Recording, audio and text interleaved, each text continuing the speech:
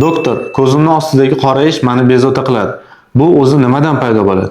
Eng ko'p beriladigan bemorlar tomonidan savol, keling, ko'z ostidagi qorayish o'zi nimadan paydo bo'ladi? Birgalikda ko'rib chiqamiz. Birinchisi va eng ko'p uchraydigani bu genetik moyillik. Ya'ni ba'zi toifa odamlarda ko'z osti terisi yuqa bo'ladi va qon tomirlari yuza joylashgan bo'ladi. Shuni hisobiga ko'z osti qorayishi ularda uchrab turadi. Ikkinchisi, uyqusizlik va charchoq. Uchinchisi, allergiyaga moyillik. Allergiya payti ko'z va ko'z yondosh to'qimalari qichishi hisobiga ko'zni qashalash davomida ko'zga ma'lum bir travma yetkaziladi, teri shikastlanadi, shuning hisobiga qorayish yuzaga kelish ehtimoli bor.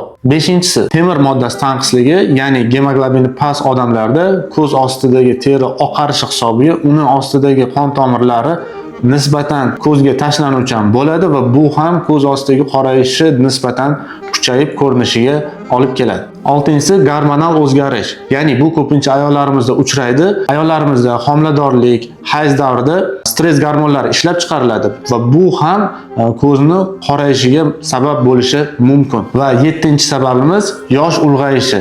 Ya'ni yoshingiz ulg'aygan sari ko'z qovoq terilari yuqalashib, yuz terisi qalillashib boradi va o'rtadagi tafovut hisobiga ko'z ostingizdagi qorayish nisbatan ko'zga tashlanishi mumkin. Ma'lumotlarimiz foydali bo'ldi degan umiddamiz. Yuqorida sanab o'tilgan holatlarning qaysi bir aynan sizda uchrashini kommentariyalarda yozib qoldiring. Shunga o'xshash qiziqarli va foydali ma'lumotlarni o'tkazib bormaslik uchun profilimizga obuna bo'ling va bizni kuzatishda davom eting. Hammaga rahmat.